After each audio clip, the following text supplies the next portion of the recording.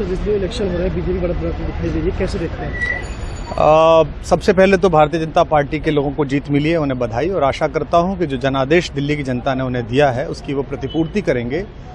और वे सब आम आदमी पार्टी के लाखों करोड़ों कार्यकर्ता जो अन्ना आंदोलन से आए, जिनके बहुत ही निश्चल, निष्पाप और बड़े भारत की राजनीति को बदलने के सपने की हत्या एक निर्लज्ज, नीच, मित्रहंता, आत्ममुग्ध और चरित्रहीन व्यक्ति ने की, उसके प्रति तो क्या संवेदना। दिल्ली को उससे मुक्ति मिली। और मैं ये जानता हूं कि अब जो आम आदमी पार्टी में लोग बच गए थे सत्ता के लोभ में, लालच में, पदों के लिए, उस पैसे के चक्कर में, वे सब भी अब वापस जाएंगे, लौटेंगे, कुछ अपने व्यवसायों में लौटेंगे, कुछ पार्टियों में चले जाएंगे।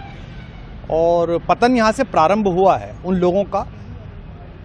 मेरे लिए कोई प्रसन्नता का और दुख का विषय नहीं है, मैं बीच में खड़ा हूँ। प्रसन्नता इस बात की है कि करोड़ों लोगों ने आशा लगाई थी, करोड़ों लोगों ने, लोग अपनी नौकरियां छोड़ के आए थे, व्यवसाय छोड़ के आए थे, दुश्मनियां ली थी लोगों ने, उन सब की हत्या एक आत्ममुग्ध आदमी ने, एक चरित्रहीन आदमी ने अपनी निजी महत्वाकांक्षाओं की पूर्ति के लिए की। उसको दंड मिला, ईश्वरीय विधान से दंड मिला। प्रसन्नता इस बात की भी है कि न्याय हुआ।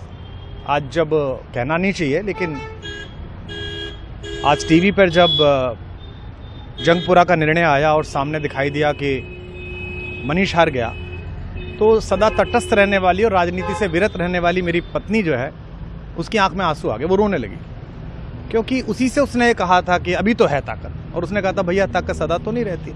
तो ये अहंकार आशा करता हूँ अगले लोग नहीं करेंगे, जो बाकी दल है वो नहीं करेंगे, इससे सबक लेंगे। और दिल्ली के नागरिकों को मैं अच्छे शासन के लिए बधाई देता हूँ। अब भारतीय जनता पार्टी अपने नेतृत्व में सरकार बनाकर दिल्ली के जो दुख थे पिछले 10 वर्ष के, उन्हें दूर करे।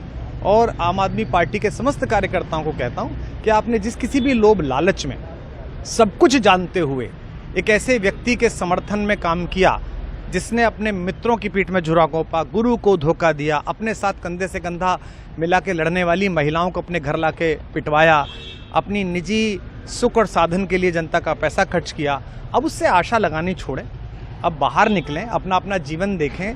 मुझे राघवेंद्र सरकार राम की कृपा मिली, जिनका ये घर है, जिनकी कृपा से मैं यहाँ खड़ा हूँ। मुझ पर कृष्ण कृपा हुई कि मैं इस निर्लज्ज सर्कस से बाहर आ सका। मैं उन सब से भी अच्छे भविष्य की कामना करता हूँ कि वो कोई गंदगी ना फैलाएं कहीं भी, वो लौट जाएं अपने शिविरों में। जिस तरह माधव को, कृष्ण को दूत देख कर भी भरी सभा में अट्टहास करने वाला दुर्योधन जो ये कहता था, सुचिग्रम नैव दास्यामि बिना युद्धे न केशवः, बिना युद्ध के 5 गांव भी नहीं दूंगा, आज वो अपनी सीटों के लिए तरस रहा है। और मुझे पता है कि इस दुर्योधन का अंत भी टूटी हुई जंघा के साथ बड़ा ही दारुण होगा, और भारतीय राजनीति एक कलंकित अध्याय के रूप में इस बौने दुर्योधन को और इसके दरबार के तमाम शकुनियों को याद करेगी। मैं उनकी मुक्ति की कामना करता हूं कि ईश्वर उन्हें इस दुख से बाहर निकाले, और समस्त लोगों को बधाई देता हूं कि चलिए अंततः न्याय हुआ।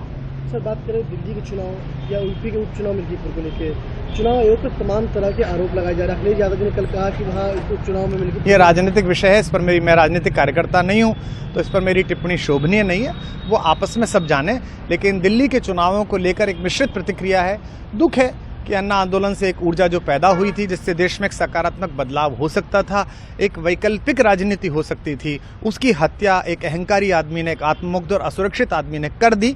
मैं आशा करता हूं कभी ना कभी भारत में ऐसा सूर्योदय किसी न किसी दल में अवश्य होगा, जो भारत को जहां पहुंचना है वहां पहुंचाने का मार्ग प्रशस्त करेगा। बहुत धन्यवाद।